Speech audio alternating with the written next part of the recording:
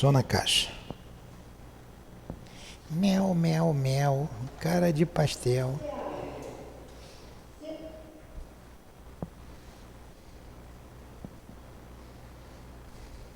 CEAP, Centro Espírita Altivo Panfiro.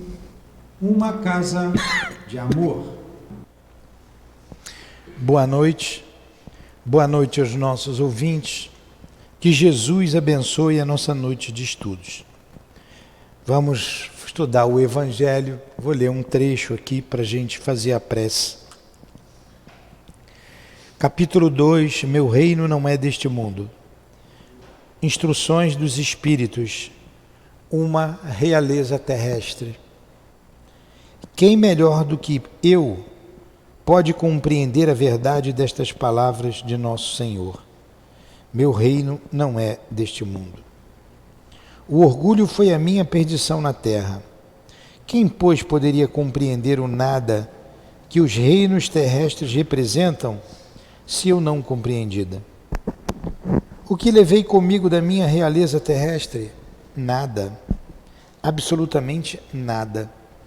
E como para tornar a lição mais terrível, a realeza não me seguiu até o túmulo. Rainha era eu entre os homens. Rainha, eu acreditava entrar no reino dos céus. Que desilusão, que humilhação, quando em lugar de ser recebida como soberana, eu vi acima de mim, mas bem acima, homens que eu não considerava, homens que eu considerava insignificantes e que desprezava porque não tinham sangue nobre. Oh, nesse momento compreendi a inutilidade das honras e das grandezas que se buscam com tanta avidez sobre a terra.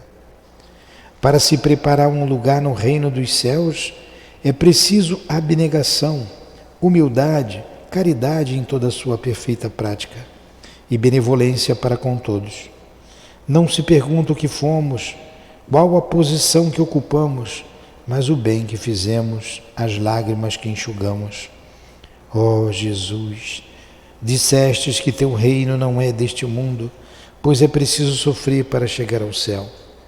E os degraus do trono não nos aproximam dele.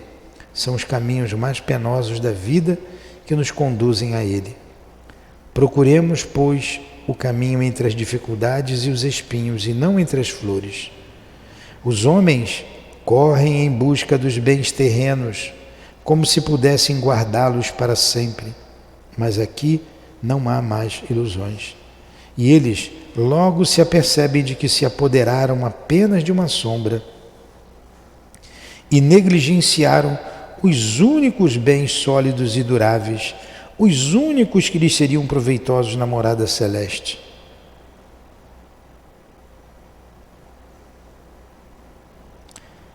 Os únicos que poderiam dar entrada a essa morada. Tenham piedade daqueles que não ganharam o reino dos céus e ajudem-nos com suas preces, porque a prece aproxima o homem do Altíssimo, é o traço de união entre o céu e a terra. Não esqueçam, uma rainha de França. Que esse Espírito possa nos ouvir, Senhor. A prece que fazemos por ele, para que esse Espírito receba a nossa gratidão por nos mostrar o caminho da caridade, do amor, da abnegação, para chegarmos ao reino dos céus.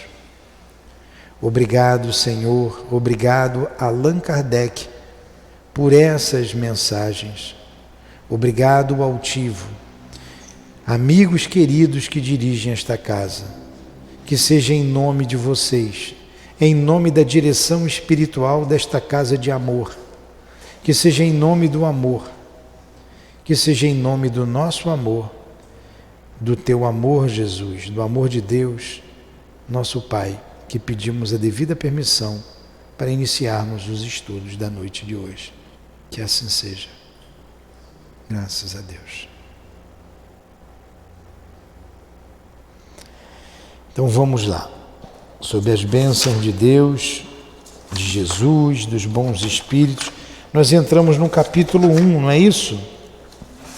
E como eu não me lembrei, eu fui lá para uma mensagem, poderia ter lido aqui do capítulo 1, que nós vamos ler agora. Está todo mundo com o Evangelho? Então leia aí, Raquel. Não penseis, não vim destruir a lei. Item 1. Não penseis que eu tenha vindo destruir a lei ou os profetas. Eu não vim destruí-los, mas cumpri-los. Porquanto eu vos digo em verdade que o céu e a terra não passarão sem que se cumpra perfeitamente tudo o que está na lei, até o último iota, o último ponto. Então, o iota é a 9ª letra do alfabeto grego. Jesus é que está dizendo aqui, isso foi assinalado por Mateus. Ele não veio destruir a lei. A lei de Deus. Não a lei de Moisés. A lei de Moisés, ele veio dizer que não pertencia à lei de Deus. Então os fariseus tinham uma prática material. Então Jesus está dizendo, eu não vim destruir a lei de Deus. Vamos ver aqui em Moisés para a gente compreender essa lei. Número 2. Moisés. Há duas partes distintas na lei mosaica. A lei de Deus, promulgada sobre o Monte Sinai, e a lei civil ou disciplinar, estabelecida por Moisés. Uma é invariável, a outra apropriada aos costumes e ao caráter do povo. Modifica-se com o passar do tempo. A lei de Deus está formulada nos 10 mandamentos seguintes. Então vamos lá. Então, quando você pega lá o Antigo Testamento, você vai ver Moisés como um legislador, a lei que ele trouxe, e porque era um povo indisciplinado, ele era duro. E tinha a lei de Deus, né? A lei de Deus, trazida lá pelos espíritos, né, superiores. Então, que lei é essa? Primeiro, eu sou o Senhor, vosso Deus, que vos tirei do Egito, da casa da servidão. Não tereis outros deuses estrangeiros diante de mim. Não fareis imagem esculpida, nem figura alguma de tudo o que está em cima, no céu e embaixo sobre a terra, nem de tudo o que está nas águas sob a terra. Vós não os adorareis, nem lhes prestareis cultos soberanos. Então vamos lá. Vamos vendo item por item. Esse aí, está na tua Bíblia também, André. A Igreja Católica, quando eu fazia o catecismo, ela resumiu assim: amar a Deus sobre todas as coisas, né? Não tomar seu santo nome em vão, que é número 2. Então, olha o que ele disse aqui, olha o que o Espírito disse para aquele povo que serve até hoje, porque o que vem relativo à questão moral, ela serve para todas as épocas da humanidade. É uma mensagem instrutiva. Está escondida atrás da flor? É uma mensagem instrutiva. O que caracteriza uma mensagem instrutiva é que ela serve para hoje, serviu para ontem, servirá para sempre. Você tem as mensagens sérias, você tem as mensagens levianas, você tem as mensagens grosseiras, como está lá no Livro dos Médiuns. A mensagem instrutiva, ela tem que ser séria. Nem toda mensagem séria é instrutiva, mas toda mensagem instrutiva é séria. E a mensagem instrutiva serve para sempre. O que Jesus trouxe, Deus é Pai. Deus sempre será Pai, sempre será amor. Uma mensagem instrutiva. Então o que ele está dizendo aqui? Eu sou o Senhor vosso Deus, que vos tirei do Egito, da casa da servidão. Então aquele povo, o povo hebreu, eles eram cativos eram escravos do povo egípcio, e Moisés, como hebreu e um iniciado nos templos egípcios, ele era um filho adotivo lá e foi criado no palácio lá com o faraó. E ali ele foi iniciado na doutrina secreta. Então, quando ele fala que vos tirei do Egito, da casa da servidão, é porque os hebreus eram os escravos? Eram os escravos dos egípcios. Então ele era um iniciado. O que eram os iniciados daquela época? Era um grupo pequeno, fechado, que discutiam, que estudavam o que nós estudamos hoje. A comunicabilidade, a imortalidade. A base de tudo é a imortalidade conservando a individualidade. O restante tudo decorre daí, porque sem imortalidade não tem reencarnação. Sem imortalidade conservando a individualidade não tem comunicabilidade. Então, todas as outras decorrem disso daí. Então eles estudavam isso. E era punido até de morte aqueles que deixassem aquilo vazar. Tinha os médiuns, e os médiuns passavam por uma disciplina rigorosíssima. Então Moisés foi um desses iniciados. Ele tinha muito magnetismo, ele sabia fazer curas. A gente vê lá no Antigo Testamento que ele é um médium de efeitos físicos. E ele fez muita coisa para poder conseguir libertar o seu povo do faraó. Então ele fala aqui, para ele: eu sou o Senhor vosso Deus, que vos tirei do Egito, da casa da servidão. Não tereis outros deuses estrangeiros diante de mim, porque os egípcios eram politeístas. E eles já estavam muito contaminados das ideias politeístas, das ideias dos egípcios. Ficaram lá muito tempo, muitos anos.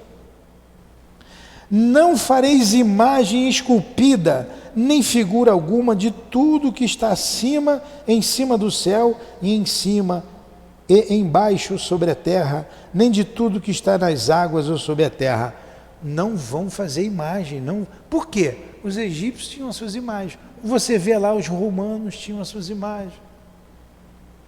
A Igreja Católica Romana, Católica Apostólica Romana, uniu o cristianismo com o... Mas tinha lá os fariseus, que conectavam em cada aldeia, tinha... isso mesmo. Peraí. É isso mesmo. Vamos lá. Então ele pede para não adorar outros deuses, nem lhes prestar cultos soberanos. Você vê, Moisés promulga isso no Monte Sinai, vem através da escrita, escrita direta, que se chama Tábua da Lei, que vinha numa tábua, eles escreviam assim. Mesmo assim, quando Moisés sai, eles fazem um bezerro de ouro. Olha como eles eram viciados. Fizeram o bezerro de ouro para adorar. O que era o bezerro de ouro? Eles queriam adorar alguma coisa, juntou as joias de todo mundo que as pessoas tinham, derreteram e fizeram o bezerro de ouro para adorar. Aí Moisés cai de pau em cima dele. Por isso que ele é um legislador. E no primeiro mandamento está falando para o povo hebreu: não faça adoração. E até hoje a gente faz. Até hoje se faz um despacho ali na esquina. Até hoje. Então, olha como é que essas ideias atávicas fazem parte ainda, são vivas em nós ainda. Então, esse é o primeiro mandamento. Segundo, não tomareis em vão o nome do Senhor vosso Deus. Não tomarás seu santo nome em vão. Eu aprendi assim quando fiz o catecismo. Quer dizer, tudo, de qualquer coisa, juro por Deus. Ai, meu Deus. Usar o nome de Deus para tudo. Então, não usar vãmente o nome de Deus, não tomar em vão o seu nome. Tá. Vamos lá. Terceiro, Lembrai-vos de santificar o dia de sábado. por que santificar o dia de sábado? Olha, era um dia que eles não trabalhavam, eles pegaram isso ao pé da letra, um dia para adorar a Deus, né? Era o último dia, foi o dia que Deus descansou. Mas você vê que os hebreus tomaram isso ao pé da letra e ninguém trabalhava mais, ninguém podia fazer nada. Os fariseus tomaram isso aqui como lei ao pé da letra, ninguém podia fazer nada, e até hoje esse pessoal sábado tem que descansar, mas é para santificar o dia do sábado, né? Não esquecer de Deus, não esquecer de Deus. 4, Honrai vosso pai e vossa mãe, a fim de viverdes longo tempo sobre a terra que o Senhor vosso Deus vos dará. Você pode ver que tudo isso aqui é amor, né? Amar a Deus sobre todas as coisas, santificar no dia de sábado, honrar pai e mãe. Porque muitos abandonavam o pai e abandonavam a mãe. Muitos abandonavam os pais, largavam, até hoje, larga lá num cantinho qualquer, né? Quando para muitos os pais são um estorvo, ainda fazem isso. Para muitos não, para alguns. Perde a paciência porque está ficando velho e deixa o pai para lá. E naquela época o trabalho era tudo, porque eles trabalhavam o dia inteiro, todos os dias. Você descansar no sábado era um avanço da legislação, porque não tinha férias, não tinha 13º, não tinha descanso. E o pai já velho já não trabalhava mais. Então muitos abandonavam o pai. Então ele está dizendo aqui, ó, honra pai e mãe. 5, Não matareis. Não matar. Se mata hoje ainda? Se abandona pai hoje ainda? Se usa o nome de Deus em vão hoje ainda? Não tem gente que não adora Deus, não quer saber de Deus, Deus não significa nada? 6. Não cometereis adultério. Tem gente que comete adultério ainda? O tempo inteiro. Adultério aqui essa palavra tem uma amplidão muito grande, não é só a traição, né? É uma amplitude. Amplidão está errado? Lógico que está, né? Amplitude, amplitude, eu falei amplitude. Amplitude. Tem uma amplitude muito maior. Ó, raça adúltera. Vão me corrigindo aí. Ó, raça adúltera e depravada, até quando estarei entre vós? Tem uma amplitude muito maior. Olha só, quando eu falar alguma coisa errada é para testar vocês, é para vocês acordarem. Vocês estão dormindo? Então vamos lá. Não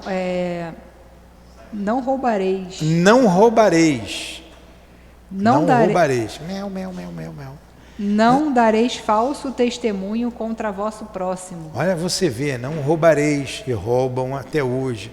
Não levantar falso testemunho, condenar o Cristo com falso testemunho. E quanto falso testemunho tem hoje, né? Você se enrolou num falso testemunho lá, não foi, Gabriel? Deu mole. Os homens ainda fazem isso. 9. Não desejareis a mulher do vosso próximo. Isso não acontece mais não. Isso aí o homem conseguiu debelar, não foi? Não desejareis a mulher do vosso próximo. Isso aí a gente já venceu, né? Ninguém mais faz isso. 10. Não cobiçareis a casa do vosso próximo, nem seu servo, nem sua serva, nem seu boi, seu asno ou qualquer outra coisa que lhe pertença. Não tenha inveja, é isso que ele está querendo dizer. Também a gente não tem mais isso, né? Vocês estão vendo que isso é da lei e essas questões morais, elas estão tão vivas que ninguém quer ser roubado, ninguém quer ser assassinado, Ninguém quer sentir inveja do outro, ninguém gosta de sentir inveja. Ninguém quer que se levante falso testemunho contra si. Então, todas essas questões são questões morais. Essas questões, Jesus veio cumprir essa lei. Ele ratificou essa lei. Ratificar é confirmar. Ele confirmou. E resumiu essa lei, que você vai ver ali no cristianismo, no amor. Em amar a Deus sobre todas as coisas e o próximo como a ti mesmo. Querem ver uma coisa? Não matar é sinal de amor? É. Não roubar não é amor? Você não roubar ninguém porque você tem amor, você não cobiçar, você não ter inveja, você não trair, você não tirar a mulher do outro, o marido do outro. Se fosse hoje ele ia colocar, não tirar o marido do outro, né? Que acho que está pior do que não tirar a mulher do outro, né? É uma coisa muito séria. A sociedade, né, invertendo os papéis aí, achando que tudo é normal. Jesus resumiu isso aqui na lei de amor. Alguma pergunta? Alguma colocação? Continua, Dilane, Raquel. Essa lei é de todos os tempos e de todos os países, e por isso mesmo tem um caráter divino. Todas as outras são leis estabelecidas por Moisés, obrigado a conter, pelo temor, um povo naturalmente turbulento e indisciplinado, no qual tinha que combater os abusos e os preconceitos enraizados, adquiridos durante a escravidão no Egito. Para dar autoridade às suas leis, ele teve que lhes atribuir uma origem divina, assim como o fizeram todos os legisladores dos povos primitivos. A autoridade do homem devia apoiar-se sobre a autoridade de Deus, mas somente a ideia de um Deus terrível podia impressionar criaturas ignorantes, nas quais o senso moral e o sentimento de uma justiça imparcial estavam ainda pouco desenvolvidos. É evidente que aquele que havia incluído em seus mandamentos "não matareis, não fareis mal ao vosso próximo", não poderia se contradizer fazendo do extermínio um dever. Portanto, as leis mosaicas propriamente ditas tinham um caráter essencialmente transitório. Entenderam? A lei do homem, do Moisés, o homem, era transitória, porque era um povo rebelde e ele tinha que fazer leis rígidas. E a lei ali, os 10 mandamentos, ele tinha que se dizer que era lei divina, que só assim eles acreditavam, como as leis que ele trazia também ele dizia que era divina. Mas quem trouxe os mandamentos foram os espíritos superiores, né? Trouxe ali. E essa lei é até hoje vigente. Alguma pergunta? Então veio Moisés trazendo essas leis para um povo que já tinha a ideia de um Deus único. A ideia de um Deus único. E se a gente for estudar lá o livro do Chico, A Caminho da Luz não, Brasil, Coração do Mundo, Terra do Pátria do Evangelho, a gente vai cansando, Tico e Teco vai colando. Brasil, Coração do Mundo, Pátria do Evangelho, que ele vai falando das raças que vêm para o Brasil, vindo de outros mundos, de outros orbes, a raça adâmica, a raça indiana, a raça adâmica, que era europeia, e os hebreus. Os hebreus eram desses. E os hebreus eram os mais preparados para ouvir. Eles foram expurgados de Capela para cá, mas eles já acreditavam num Deus único. Então Moisés prepara aquele povo para o Cristo vir. Era o povo mais bem preparado. Não adiantava Jesus ir para a Grécia. Era a capital da intelectualidade, do materialismo. O mesmo acontecia com Roma. Eram ainda politeístas. Então Jesus vem para esse povo aí preparado por Moisés. Vamos lá, vem o Cristo. Jesus não veio destruir a lei, isto é, a lei de Deus. Ele veio cumpri-la, ou seja, desenvolvê-la, dar-lhe o seu verdadeiro sentido e apropriá-la ao grau de adiantamento dos homens. Eis porque se encontra nessa lei o princípio dos deveres para com Deus e para com o próximo, que constitui a base da sua doutrina.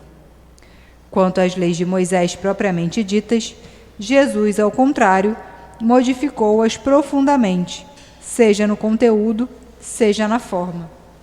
Combateu incessantemente o abuso das práticas exteriores e as falsas interpretações, e não podia fazer com que essas leis passassem por uma reforma mais radical do que quando as reduziu a estas palavras: amar a Deus acima de todas as coisas e ao próximo como a si mesmo, e acrescentando: eis aí toda a lei e os profetas. Por estas palavras, o céu e a terra não passarão sem que se cumpra perfeitamente tudo até o último iota.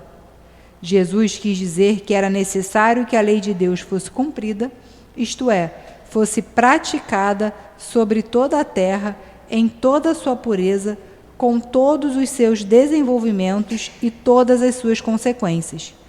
Porquanto, de que serviria ter estabelecido essa lei se ela tivesse de ficar como privilégio de alguns homens ou mesmo de um só povo? Sendo todos os homens filhos de Deus, eles são, sem nenhuma diferença, merecedores da mesma consideração. Então Jesus resumiu os mandamentos no amor a Deus sobre todas as coisas e o próximo como a si mesmo. E o que era do homem, que ele fez um artigo de fé, ele combateu. Tanto que ele chamou os fariseus de sepulcros caiados por fora e cheio de podridões por dentro. Ele combateu muito os fariseus.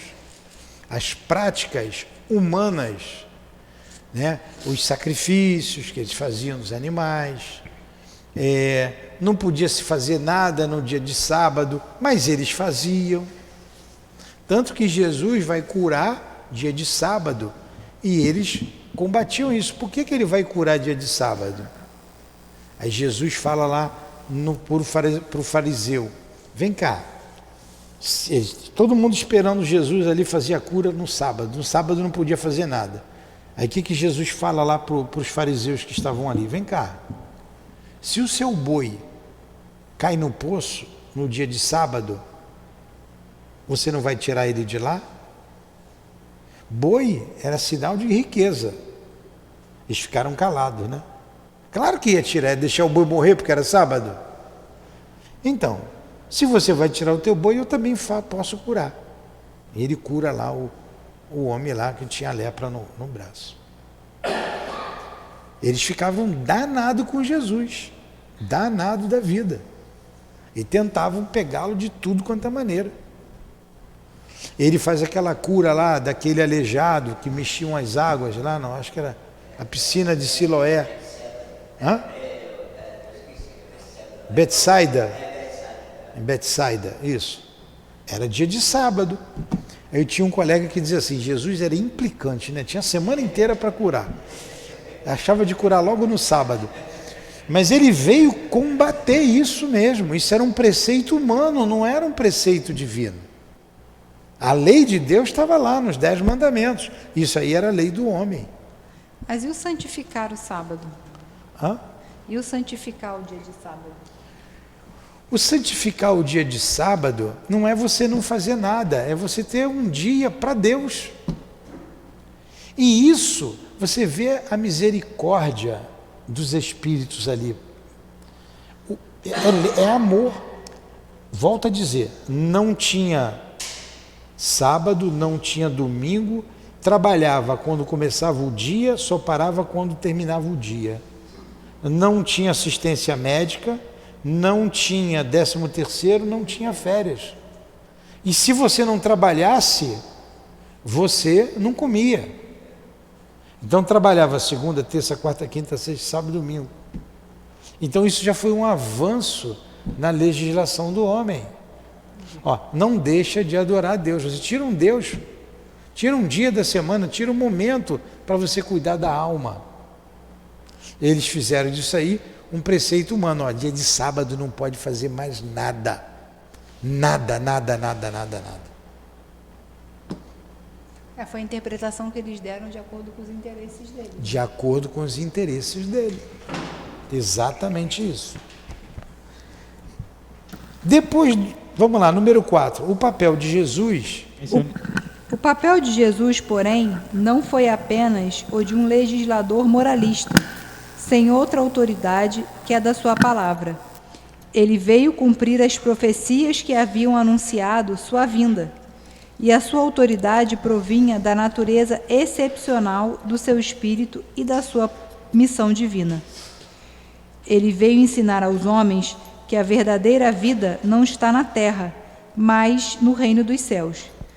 Ensinar-lhes o caminho que os conduz a esse reino, os meios de se reconciliarem com Deus e de preveni-los quanto à marcha das coisas que devem acontecer para a realização dos destinos humanos. Entretanto, ele não disse tudo, e sobre muitos pontos limitou-se a lançar o germe de verdades que ele mesmo declarou não podiam ainda ser compreendidas. Falou de tudo, mas em termos mais ou menos explícitos, e para perceber o sentido oculto de certas palavras, era preciso que novas ideias e novos conhecimentos viessem nos dar a solução. E essas ideias não poderiam surgir antes de um certo grau de maturidade do espírito humano. A ciência devia contribuir poderosamente para o surgimento e o desenvolvimento dessas ideias. Era preciso, portanto, dar tempo para que a ciência progredisse. Então, um povo muito ligado ainda à materialidade, Jesus vem trazer que a verdadeira vida é a vida espiritual, é a vida futura. E ele vem mostrar o que estava escrito pelos profetas que previam a vinda do Messias. E ele veio se mostrar, dizendo que ele era o Messias, ele era o enviado por Deus. E eles não acreditaram em Jesus. Não acreditaram e não acreditam até hoje. Estão esperando ainda o Messias. Então Jesus veio falar de um Deus Pai, de um Deus de amor, da necessidade, da bondade, do perdão, para que você tenha uma vida melhor no mundo espiritual. E eles não aceitam isso. Eles não aceitam. Por isso condenaram Jesus, mas ele não podia dizer tudo. Ele não disse tudo, ele disse o que aquele povo podia compreender. O que aquele povo podia compreender. Vamos lá para o Espiritismo, que a gente vai entender essa ligação. Alguma pergunta antes? Não? Vocês acham muito chato falar daqui, da live, vocês aí sentados? Seu Newton, tem uma dúvida. Vê se alguém faz pergunta de casa, você me coloca. O pessoal de casa pode fazer pergunta. Fala. Seu Newton, antes da escravidão no Egito, como é que era o povo hebreu? Tem relatos disso? Como começou a escravidão, por exemplo, no Egito, em relação ao povo hebreu? Tem. No Evangelho de Mateus, ele fala ali, Isaac gerou Jacó, Jacó gerou... Não é que é? Tem um Evangelho aí? Então, vem desde Abraão, tem a história, está tudo ali escrito no Pentateuco. Me dá aqui o Evangelho que está aí. Não, o Evangelho, esse daqui, ó. Olha só, tem a história. Você divide ali o Antigo Testamento, tem uns 5 livros. Você tem a Gênese, que mostra ali o início de tudo, a Gênese. Vamos ver se eu lembro de todos. Gênese, Levítico, Reis, Deuteronômio, tem mais um. Ali conta a história do povo hebreu, toda a história do povo hebreu. Não, no Antigo Testamento. Inúmeros. Aqui vai contar a história desde o início. Quando você pega aqui em Mateus, o Evangelho de Mateus, ele começa assim, ó. Hebreus, está aqui no final.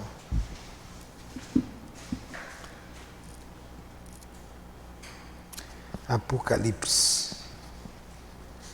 João, Lucas, antes de Lucas, vem Mateus. Olha como é que começa aqui o Evangelho de Mateus. Começa assim, ó. Antepassados do Messias, antepassados de Jesus. Registro do nascimento de Jesus Cristo, filho de Davi. Ele era da tribo de Davi, Jesus. Vamos lá. Filho de Abraão. Abraão foi pai de Isaac. Isaac, pai de Jacó. Jacó, pai de Judá. Judá e seus irmãos. Judá foi pai de Farés, de Zara, com Tamar, Farés. Então ele vem trazendo aqui a genealogia de Abraão, aqui no Evangelho de Mateus. Mas quando você vai aqui no Antigo Testamento, ele vai contar toda a história. De onde surgiram os hebreus, vai contar a história de José. Vocês estão conversando muito. E? Gabriel, o menino não para de falar. Falando está atrapalhando aí um pouco. Então você tem aqui no Êxodo, ele vai falar desde o início, tá? Do Êxodo. Aqui no Antigo Testamento, ele vai falar de onde veio o povo hebreu, de onde surgiu, onde tudo começou. Tá bom?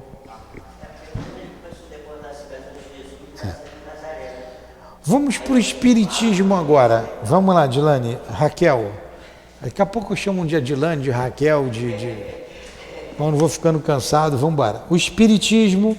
O Espiritismo é a nova ciência que veio revelar aos homens, com provas irrecusáveis, a existência e a natureza do mundo espiritual e as suas relações com o mundo corporal.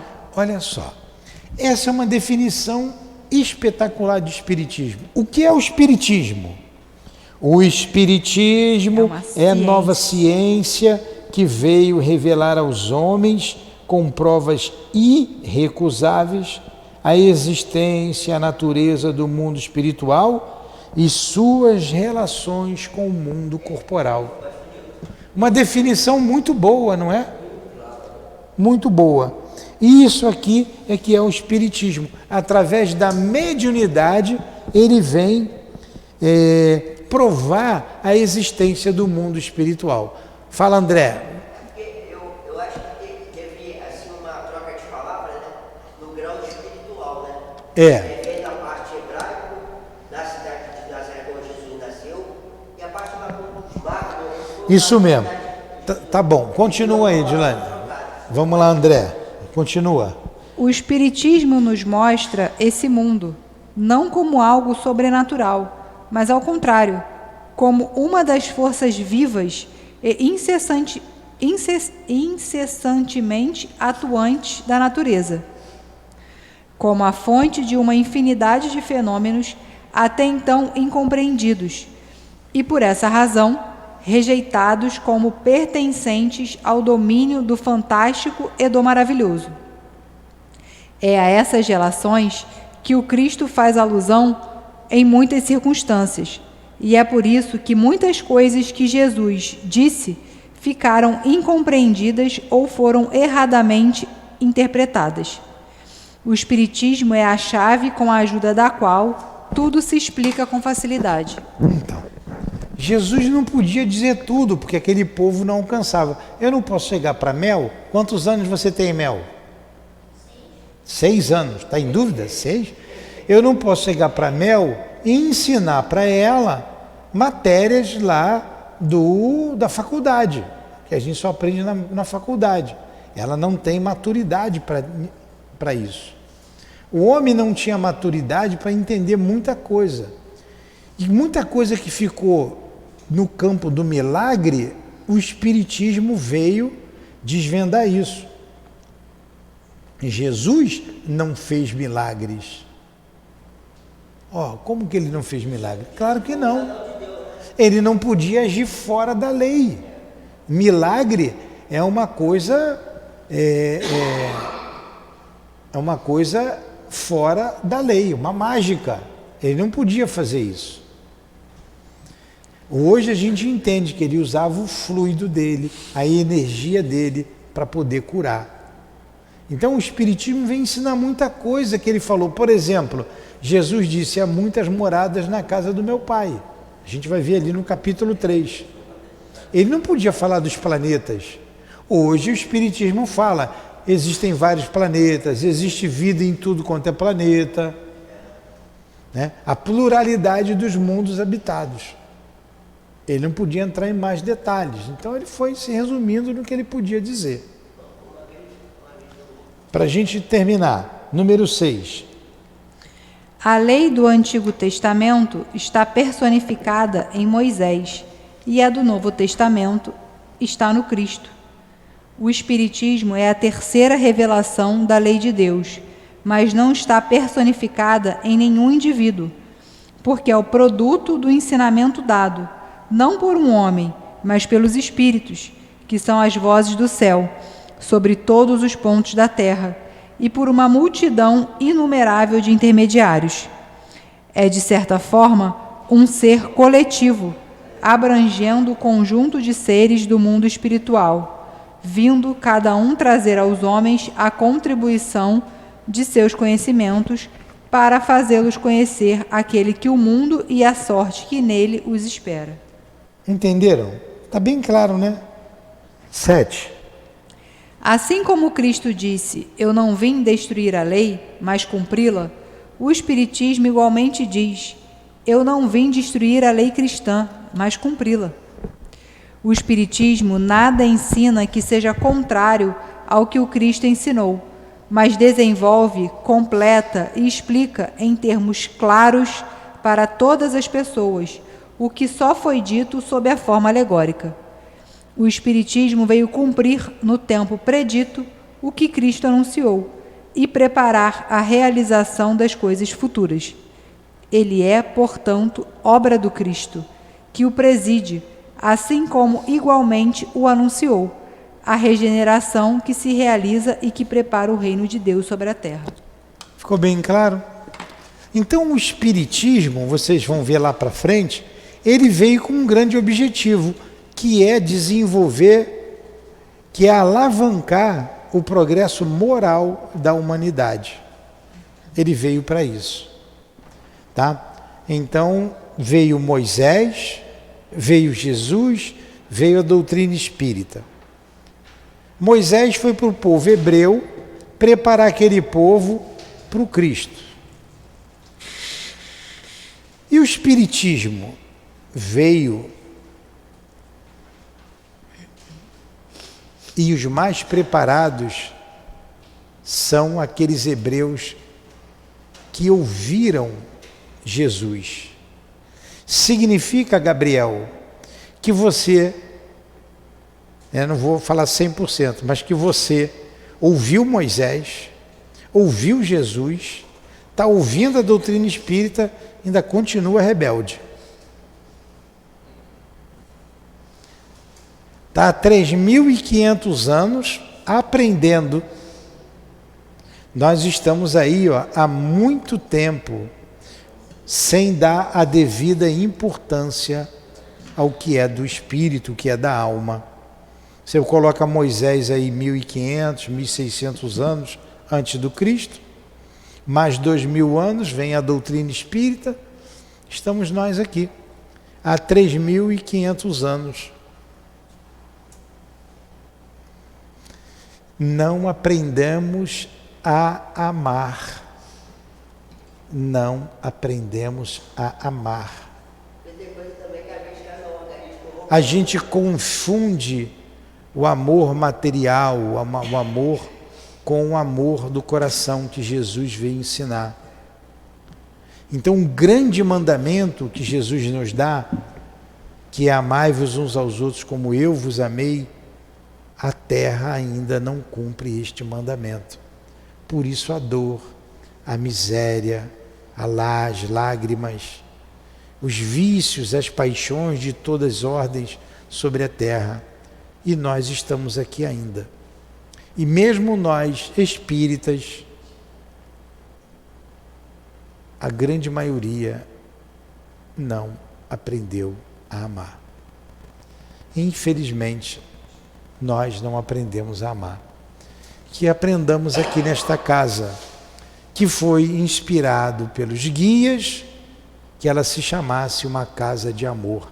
Ela veio do mais alto. Foram os espíritos que nos inspiraram a dizer que esta é uma casa de amor. Vamos aprender a amar. É a nossa oportunidade. Faz a prece, Raquel.